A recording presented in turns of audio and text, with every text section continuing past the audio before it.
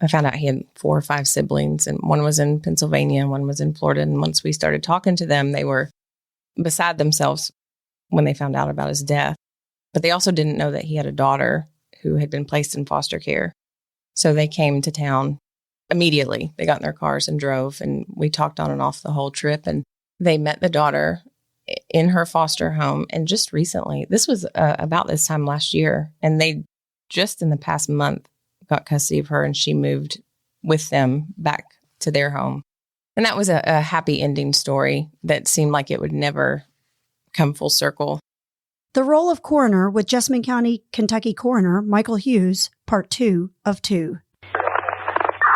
Warning. The podcast you're about to listen to may contain graphic descriptions of violent assaults, murder, and adult language. Listener discretion is advised.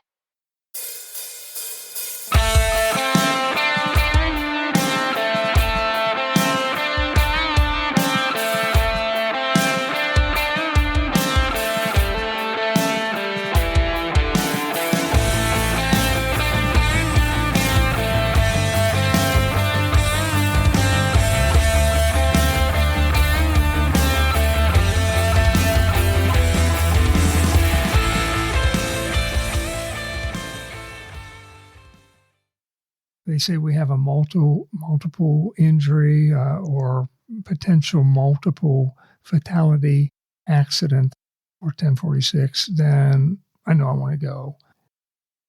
It just works like that. Then we respond. We get in our vehicle, our van, emergency van, radio dispatch that we're en route to that address. Then, of course, upon arriving at the scene, we're usually met by EMS personnel and or law enforcement who gives us a synopsis of what the scene is all about. And then we proceed to go in, do our job. The first thing that we do is look the scene over, determine that the decedent truly is dead. Not that we doubt EMS, but that's just what we have to do. And then we'll begin by taking a lot of photos, as many as, well, just many photos, depending on the type of scene, because you can't have too many if you ever have a court case. That's a big part of it. And then we have the interviewing of family members and or witnesses as to what happened.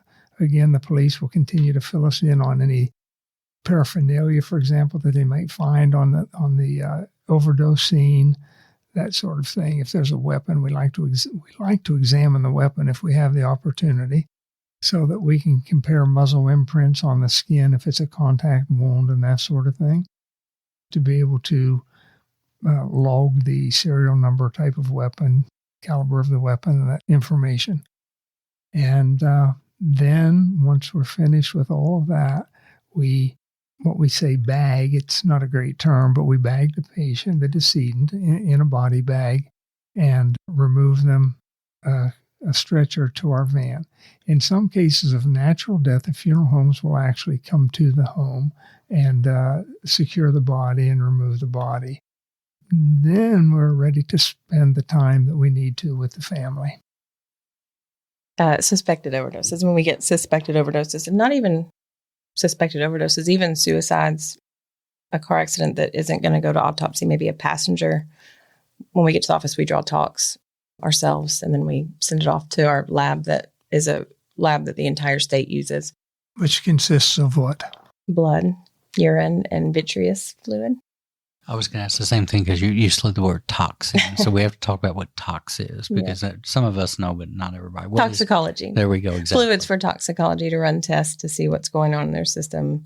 Illicit alcohol answers a lot of questions that we have. In a lot of cases, really, I feel like you can never draw enough tox. I mean, sometimes you can find stuff in tox that you just would never imagine. You know, it's not a place to assume that you know what's going on. The tox always tells. And sometimes, what I know what she's referring to, we could have a 75-year-old person and you think, well, they just natural death. So it could be overdose. Age has no preference in that.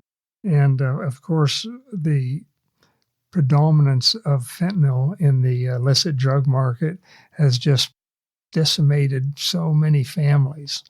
Even here in Jessamine County, which we used to like to think we don't have a drug problem, but we all know that every county, every community has a drug problem. But the toxicology labs that we send these to these samples to our specialists, in the way that they use their machines, they're able to determine whether it's an isomer of a drug or the main drug or whatever kind of drug it is. They get down to the specifics. There are so many different things with fentanyl, butylfentanyl, oxybutylfentanyl. There are so many derivatives of the drug that they can tell us exactly what they'd taken.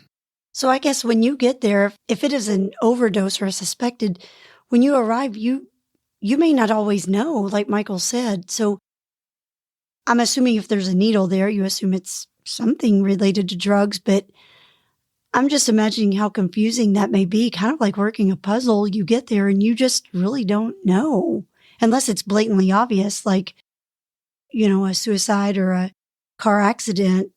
So I guess I'm wondering, where do you all start at square one? Do you just, I can imagine I'd stand there and scratch my head and think, wonder what happened. Because it may be drugs, it may be a heart attack, you're right.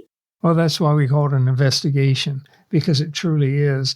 One of the things we try to get people out of, and it's hard to do, so we know how to play it in our own minds, but often when we receive that call from dispatch, we'll be told that we have a suicide, or we have a drowning, or we have such and such. And I always want to add the last line, which I've never ever done, but I want to say, you mean we have a drowning because someone was found dead in the water?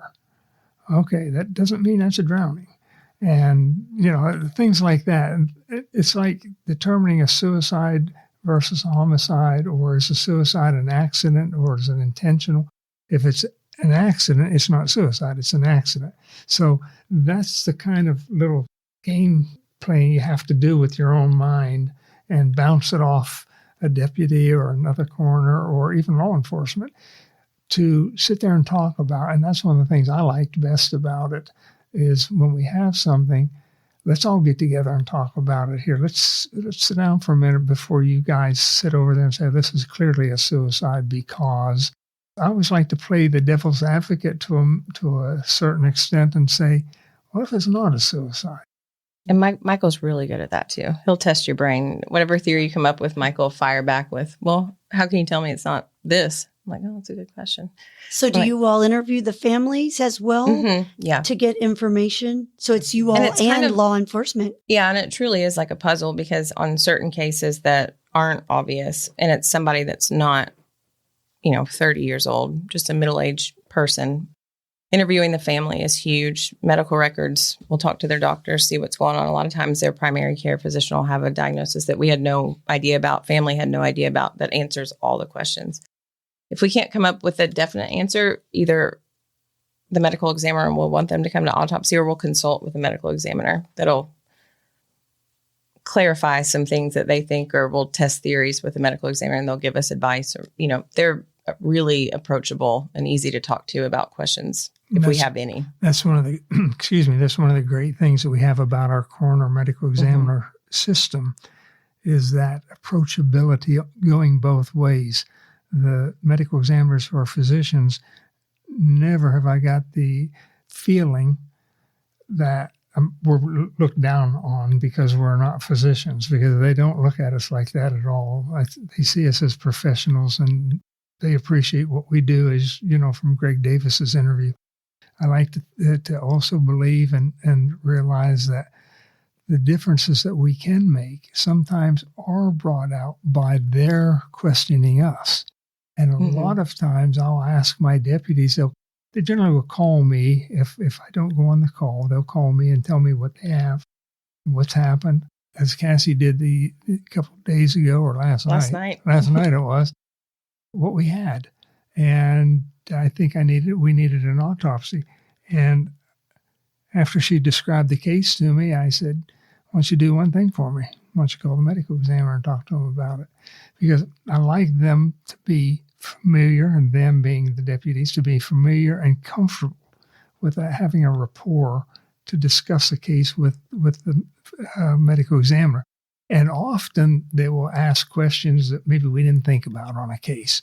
Or they'll say, is this a possibility, or is that a possibility, or what do you think about this or that? And sometimes there's no surprises. They just don't think you need one as far as we can see. But if you want one, we'll do it. That's the way they handle it. Yeah. They'll, even if they're like, well, I think you're good. I think this is a solid answer. But if you would be more comfortable bringing the decedent, we'll take a look at him just to confirm, your thoughts. I wanted to, excuse me. I just wanted to throw in, Olivia is not a medically trained individual, but she has a lot of medical experience. Now, I should take that back, shouldn't I? You're a medical legal death investigator, aren't you? I'm sorry, I forgot about that. Yes, I got my training through St. Louis University. I took both the basic and the master's course in medical legal death investigating. But I do have a lot of medical training. I had the privilege of shadowing a internal medicine physician who sees about 60 patients a day over like a 12-year period, learning the medical terminology. I think it was about 19 years, if I'm not mistaken, 12.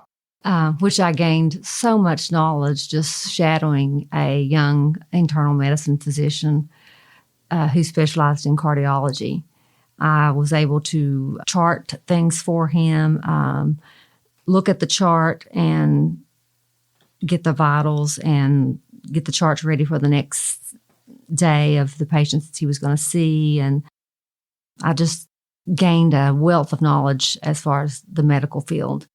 My degree, my bachelor's degree and my master's degree is both in accounting, finance, management, and marketing.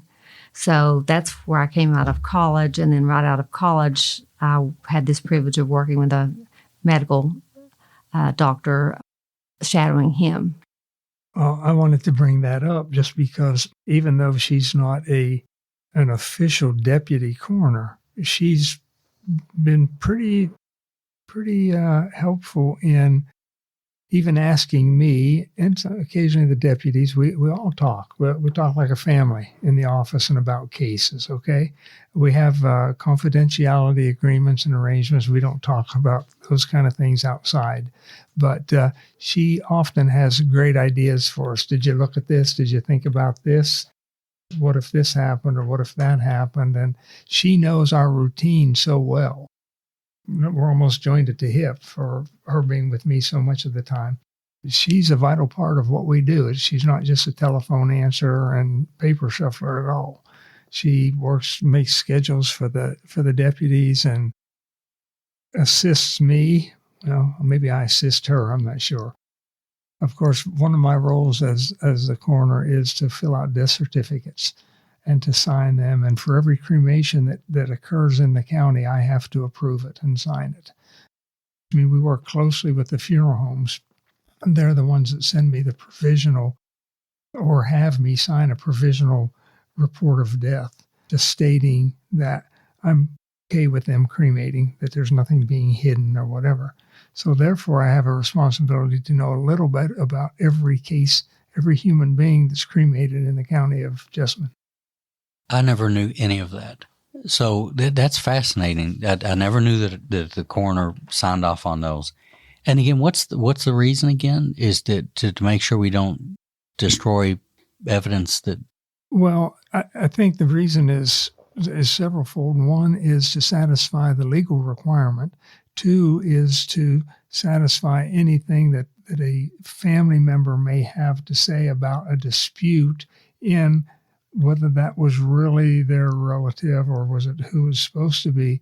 Thirdly, to make sure we have proper authorization from the family to cremate.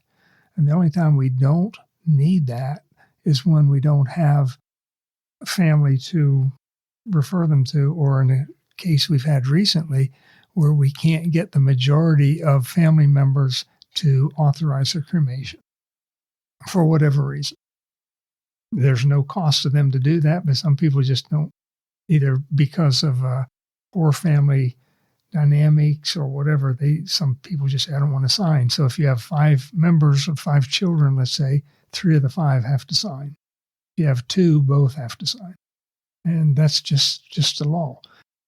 If that happens, we can't cremate somebody. All we can do is bury them, even an indigent individual who has no family that will claim them or will help with burial expenses.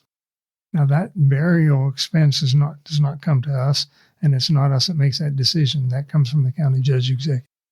I never knew any of that. I didn't either. And I also, Cassie and us talking the other day, you mentioned attending autopsies. I didn't know that you all attended those. Yeah. Yeah. And that's another way that we've really gotten to know the medical examiners, and they're so approachable because they'll just hands-on. I remember my very first autopsy.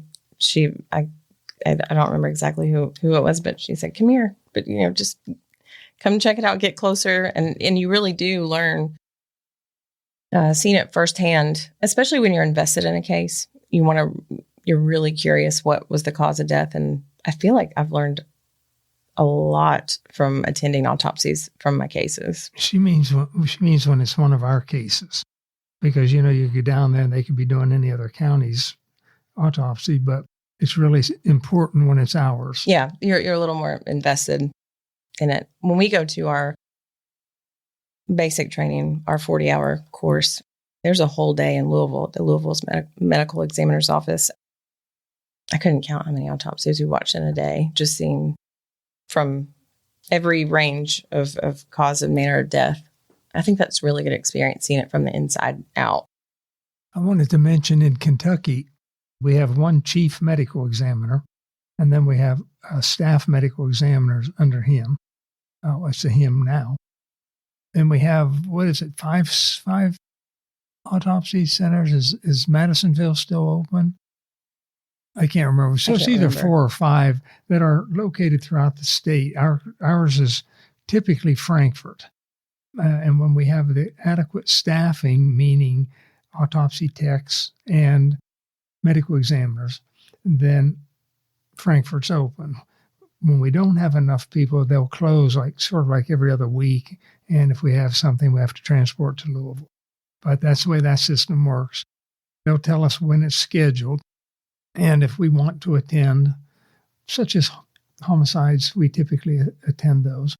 And they'll notify us when they're going to do it. And often a detective from the police department will go with us, or sheriff's deputy. And, we just go down and observe the process, learn firsthand exactly what they found and how they found it.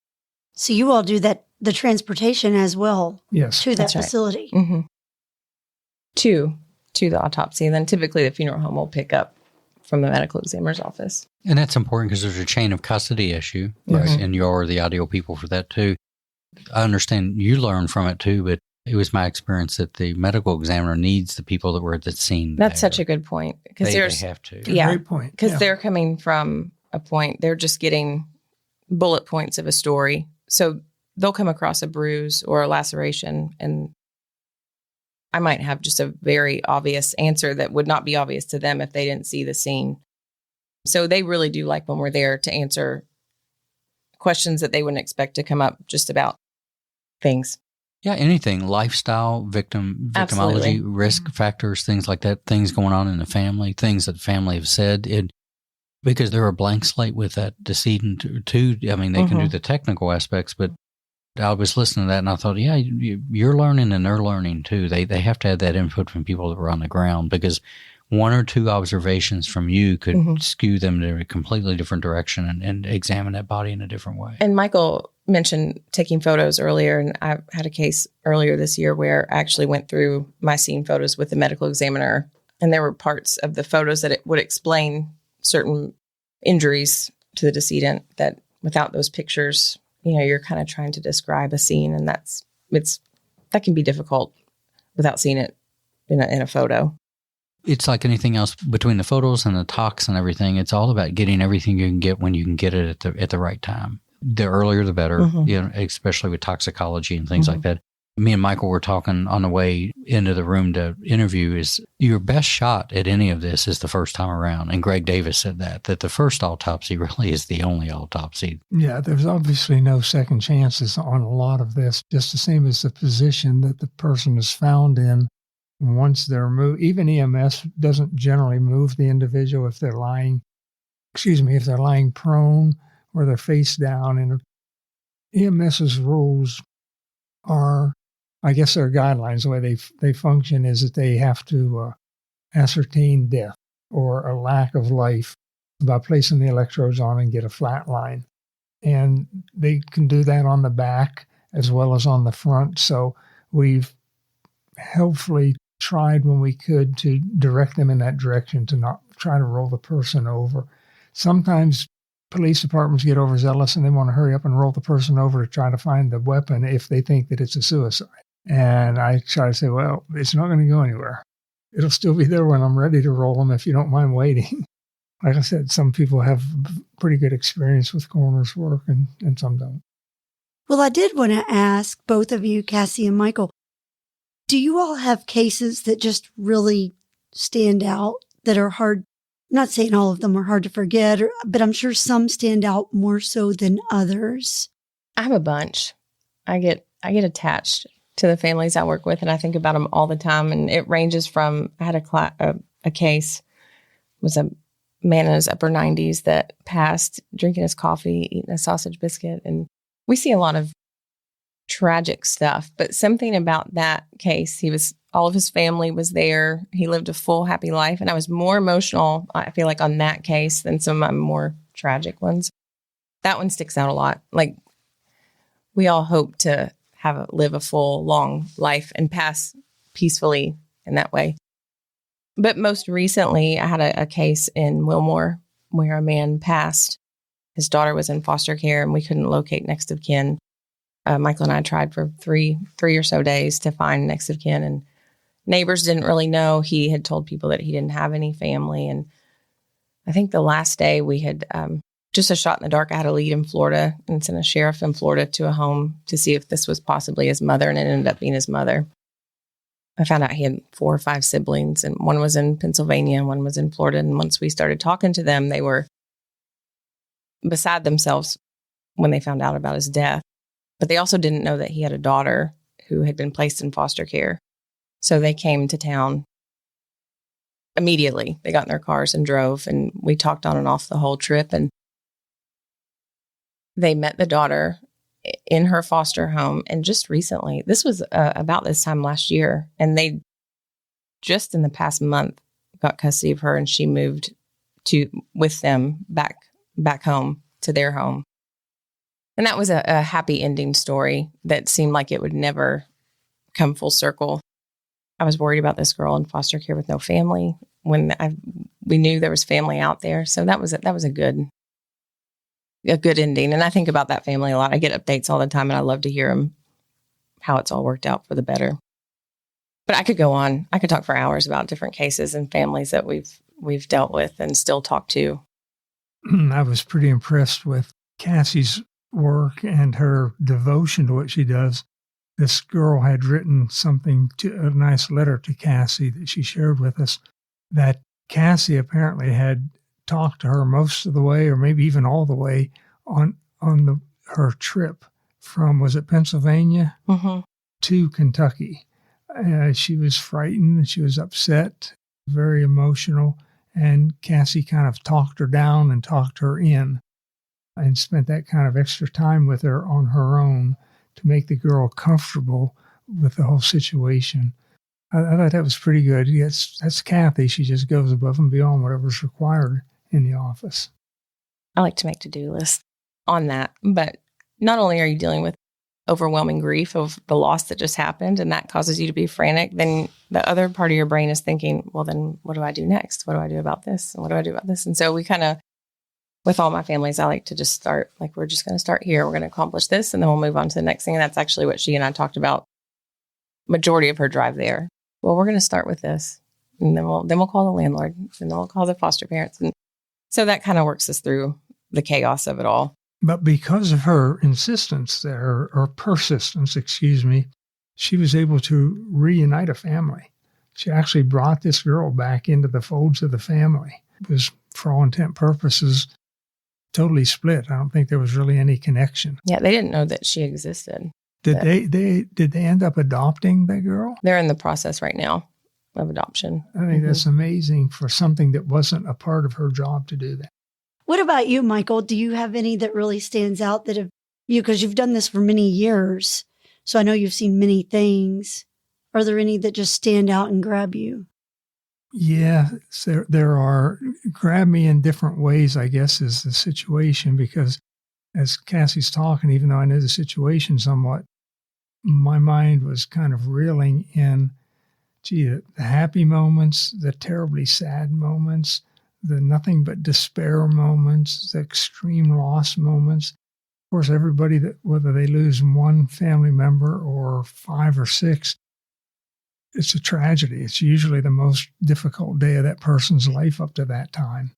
And I think just by realizing that we get to be a part of that, not that we have to be a part of it, we don't have to do this, but we get to do it to try to be a comfort and somewhat of a blessing for these people. And that's why we feel like God uses us in this capacity. That's the devotion that we have. One that sticks out is where 5 members from the same family, and one that wasn't a member of that family perished in a horrific, fiery crash on 27. And that was a pretty difficult one to get through for various reasons that I really don't want to go into in a deep way, but based on the conditions and the severity of the injuries and that sort of thing, it just really will always live with me to some extent. One that sort of caused me to tear up a little bit was just simply an older gentleman who was sitting in his rocker, still with a half-eaten half-gallon of ice cream and a spoon in his hand with the ice cream in his lap. And I thought, wow, what a way to go, enjoying your favorite ice cream. But yet there was a poignant sorrow to it, if you know what I mean. It's like, gee, didn't get to enjoy the whole thing, you know. I'm not really sure that it was humorous at the time. It wasn't, but it's just the different ways that you see these things. The shock factors that I've had from people who have jumped, people who have drowned, people who have fallen, people who have taken their own lives, and the heartbroken, grief-filled parents who don't understand and can't understand that they thought that he had kicked the habit and was finally graduated from his rehab and headed for Florida for a brand new teaching job, and still had his U-Haul loaded up or connected to his car and all the furniture still in it when they found him. Which was supposed to be his first day on the brand new job. Just a grief that the family has to go through, you know. That's why we try to play an active role. I'm involved with the health department in our ASAP program, which is Agency Against Substance Abuse Policy.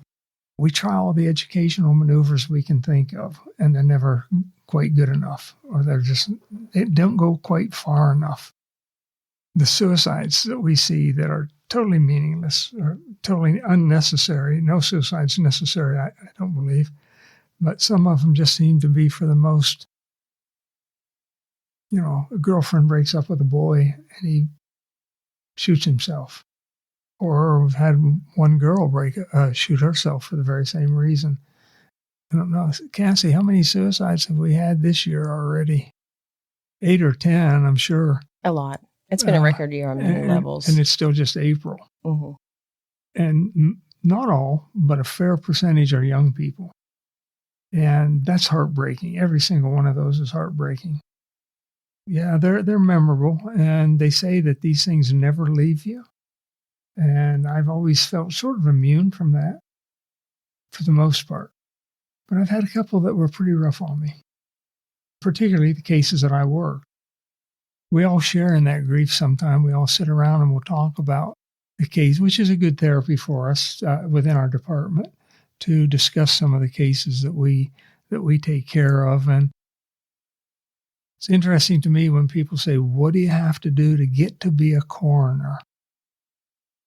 I say, well, if you have enough time, I'd like to explain that to you sometime, because it's not so much what you have to do to get there, it's what you have to be able to do to stay there. That's the way I feel about it. Some people say, I can't do that. I couldn't do this or that. Maybe they can't. I always felt like anybody could do anything they wanted to do. But, if their heart's in the right place. Yeah, that's true. And I think me personally, I see it from a sort of a mother hen perspective. I get really protective over my families. Like once I get on scene, I understand that the death part of it is tragic and it's horrible and it affects me too. But in that process, I don't know if I'm distracted by or to not dwell on it. I just want to take care of my families. I shared something on Facebook the other day and it ended with a quote that said, "I'm here." Those are some of the holiest words I've ever heard. And that's so true because it's such a lonely, scary, dark time. And a lot of people don't have anybody that's gone through it before with them. And just to be able to say, and again, I don't share it often about my loss, but every once in a while, somebody just might need to hear that to know, oh, well, you are surviving and it's okay. And that kind of keeps you going with it, I believe. But at the same time, I think that one of the strangest things that people can say is, it'll be okay. People don't know it's going to be okay. People don't know what is okay. Mm-hmm. Going through suffering with something every day because it never goes away.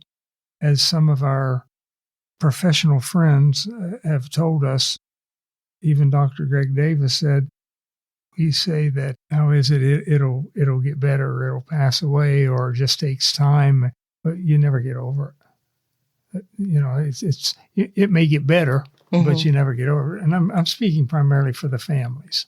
I think those things will last less with us as coroners. Yeah. But for the families, we can see just how difficult it is.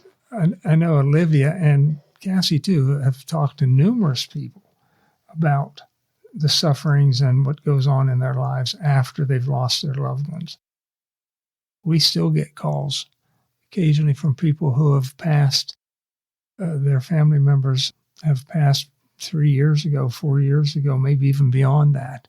She'll still get a call and they just want to say hi, just thinking about you and want to thank you again, or whatever the case might be. Let you know that it doesn't go away. And I think it's healthy to approach it that way too. Obviously not on a scene, but in the weeks and months after a death and I'm working with the family, I feel comfortable enough to be like, this really is going to suck. You know, this is going to hurt and you're going to feel it. And let's just feel it and let's be sad for now. Because I think Michael's right when people say it's going to be okay. This will pass. They're in a better place. You know, what I think dealing with the reality of it and just being really honest is oddly comforting to some, like, oh, this is normal that I feel hopeless and that this hurts like it does. And like, yeah, absolutely. And we're going to feel it. And I'm here if you need me. Call me. I'm here. And it doesn't get better. But like Michael said, you just start to process it and learn to live with it. I hate for somebody to do that alone. So we're there. I think when Michael asked me to be a volunteer in the coroner's office, I quickly stepped up to the role because I had lost my dad to cancer very quickly, very unexpectedly. And I still feel that pain today, and it doesn't go away. And I still pick up the phone almost every morning to place that call to my dad to ask a question, and I realize he's not there. So I guess my role in the biggest role in the coroner's office as I see it is being with those families, talking to those families, writing them a sympathy note, just writing them a note when their child's birthday is, or sending that mother a Mother's Day card that lost that infant. It helps me to heal in what I went through with my own father passing. That's the biggest blessing I get out of it. And I thank God every day that I am where I am. Truly, it's a calling there too, and to be able to take that tragedy and that loss and again turn it into something that's going to help other people is phenomenal. Well, one thing I just want to add, last thing I have to say, unless you have other questions. Somebody asked me what advice would I give to people that cross my path in everyday life. And I thought about that for a while, and I thought of all the experiences I've had, why people die, why they have to die. Well, we all know that. It's usually human error. My thoughts on that are be careful, don't take unnecessary risks, don't be distracted, run from drugs, make sure your family knows how much you love them. That sums up a whole lot of loss right there that would be prevented. And, it sounds simple, but it's extremely true. Extremely true. Well, I do have to ask, I know that the election's coming up. I've been seeing your signs everywhere and on vehicles. And why don't you tell us when that's coming and what you hope to expect out of that? Well, I hope to expect victory. On the serious side, that will be May 17th, which is the primary for our county, I think statewide as well, because it's nonpartisan for our race as well as the sheriff. We will not have a general election. So the big deal for our election process is this primary. So if you don't vote in this primary, you won't get to vote in the general. As far as these two races go, the sheriff and the coroner. Very expectant and hopeful for the support of all those people who have steadfastly voted for me for the past 3 terms. And I hope that I've served the community well and that there are no real issues. There's always small issues, always small things that might turn into a disagreement or whatever. But I hope by and large we've been able to satisfy people with the way that we handled the compassion and the dignity part of our role in dealing with the loss of loved ones and their families. We don't rush our investigations or our relationships with the families. We try to be there as much as necessary. We actually tell each family that they can reach not only the deputy that may have taken care of them, but myself or Olivia almost 24 hours a day. We like to turn our primary phones off at about 11 o'clock at night.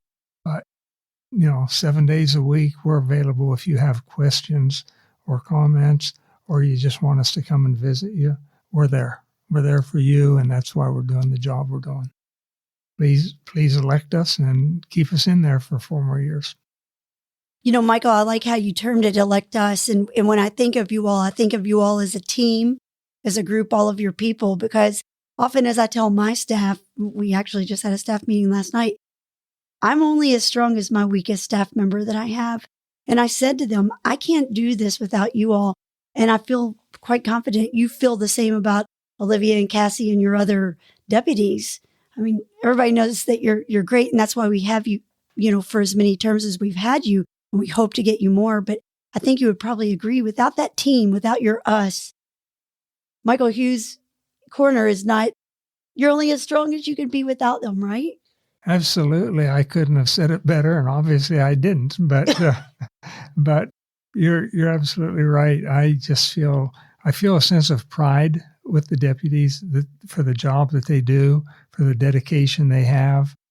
I won't personally tolerate any insults or bad comments or reviews about them because I know the kind of people that they are. And I know that there are always going to be people who are never satisfied or looking for something to complain about. We haven't had much of that, hardly even recognizable. And we're so thankful that people recognize how dedicated my deputies are. You're right. They make me who I am now. Yeah, that's right. And I think they've evolved to who they are, from listening to what Cassie's telling us and Olivia is telling us because of you. Cassie has evolved into this role, which she didn't do for a living as you've done. And she does it with grace and dignity. And I mean, she's just exceptional. And I have to toot her horn. I don't know the other lady that we've talked about or your other deputies, but from my personal experience, I just didn't even know that a coroner's office could take that kind of compassion and reach out to somebody and just stay on the phone. And bless her heart, when we were talking on Friday, she was saying her son was calling her, and I'm like, oh no, you're a mom. You have to do that first as a mom. I know. And she's like, I can call you back. And I'm like, no, because I'll keep you on the phone till 4 a.m. It's already 1 a.m. And she said, but that's okay. And she never even said, yeah, I'm tired. That's a great idea. Let's talk a different time. And, I would like to ask Cassie and Olivia, why don't you tell our listeners, I know from personal experience, but why don't you tell our listeners why you all think that our community should keep Michael in office? Well, from my perspective as a wife and part of his team as a volunteer, obviously I think Michael is the best candidate because he feels like that this job is really not a job. It's his privilege to get to serve the citizens of Jessamine County. He shows so much compassion to these families and gives so much dignity to the decedents that he is the best choice because he has had going on 12 years of coroner's experience. He has 45 years in medical experience and training. He has investigated with his deputies over 1,100 cases since 2011. He has numerous continuing education through the Department of Criminal Justice training, as well as his basic and master's graduation from the St. Louis University. And I just really think like he is the most experienced candidate that I would want someone to deal with if I had a loss in my family. Absolutely. Cassie, what do you have to say about it? I have a lot to say about it. I agree. Michael is one of the most compassionate, other than my own father, one of the most compassionate men that I've ever met, which is refreshing to see a man that'll walk in and ask to give a family a hug or shed a tear with the family with no hesitation whatsoever. The other part that I love about Michael is he's brilliant when it comes to the workings of a case, the causes, the medical background, and the patience that he has to share that brilliance with his deputies or even families, just explaining. We're all really good at the compassion part and the big heart part because that's a huge priority for us. But the background of it, too, is a lot of these families really want to know what happened. And Michael's really thorough. He doesn't leave any stone unturned when it comes to determining cause and manner of a death. And even if it's something just as simple as a natural, something almost expected, he still will take the time to explain it and investigate it just so the family feels at peace that all questions can be answered because he's taken the time to figure it out. And he shares that with us, that patience and that knowledge and how to get from point A to point B to get everybody answers. So I guess you'd say it's just the whole package. He does it all. And it's been a pleasure to learn and to be a part of this office. It's almost like a big family. Stephanie and Paul and Michael, Olivia, and I don't know what I'd do without them. They're all my phone calls every day. Well, other than you, Wendy. Thank you. And a couple other people, my son and my husband. But no, I call Michael and Olivia. They're almost one of my very first phone calls every morning. Well, I want to correct you. We're not almost a family. We are family. We really, the amount of time that we spend together. And I don't think I'm just going to add this too. When you said that about being tired, I'm pretty sure I've not been to sleep yet since last night. So I'm getting good at this no sleep. I keep getting caught up in my words. Sorry, go ahead. Well, and again, it goes to show your all's level of dedication. You came in here, bless your heart. We were supposed to record this a week ago and Cassie was so tired, but she said, I'll do it. And I said, no, please go to sleep. We'll do it another day. It is really okay. But I just hope that our citizens of our community that's listening to this can hear a little snippet of the dedication of this team that we have and the way that they're willing to serve our community and reach out, not just in those times of need, but it goes beyond that, as Olivia said, with cards and phone calls, and it just doesn't stop during that tragic event. This coroner team doesn't forget each and every one of these cases, and they make an effort to keep reaching out because if anybody's had the misfortune of losing someone, and I know everyone has one way or another, that grief just doesn't go away. You just don't get over it. You just don't forget about it. You live that. So for this team to reach out to people and let them know I'm thinking of you, or, hey, I remember that horrible day. I'm thinking of you during this time. That says so much. And when May 17 rolls around, I want the people of our community to stand up with me and David and be proud to reelect Michael and his team into this office, because they've served us so well for the past 12 years. Well, I'd like to say that I'd like to extend my thanks to both of you for having us and putting us on this podcast and sharing with us and letting us share with you so many of our experiences and what we go through in a day. And I hope you can see that we are very cohesive. It really is just a pleasure to not be in a situation where you have to work with people you don't like for whatever reason, or people who don't like you. You can really feel a part of our office when you're in our office. But we try to even share that with other offices that we relate with, whether it's police or EMS or fire or whoever.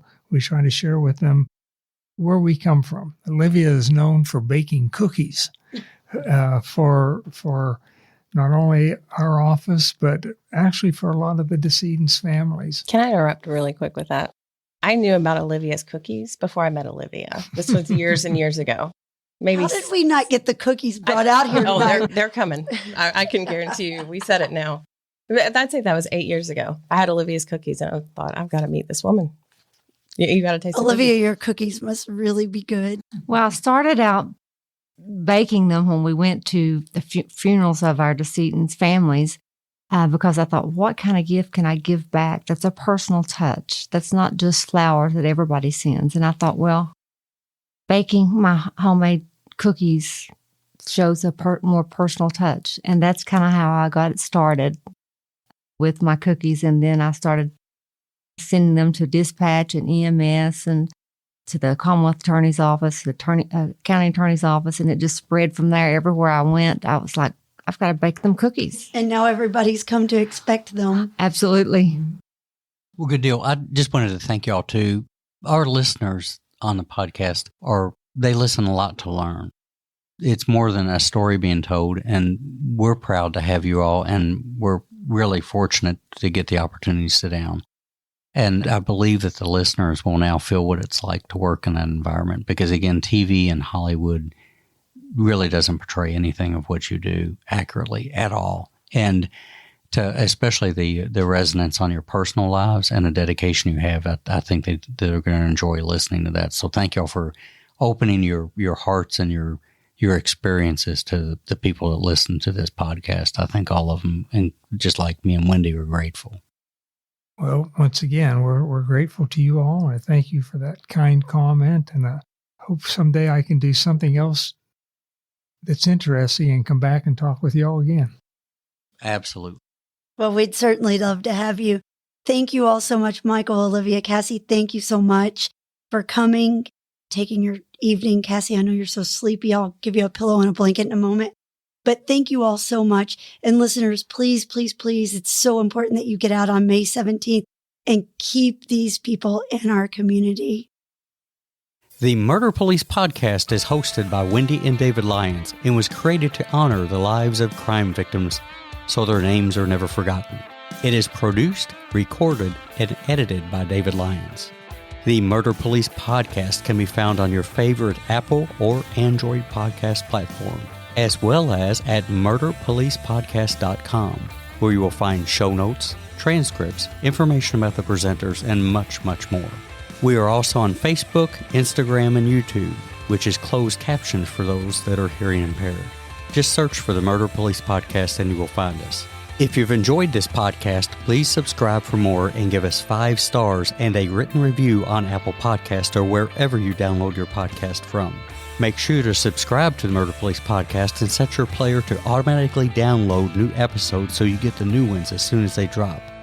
And please tell your friends. Lock it down, Judy.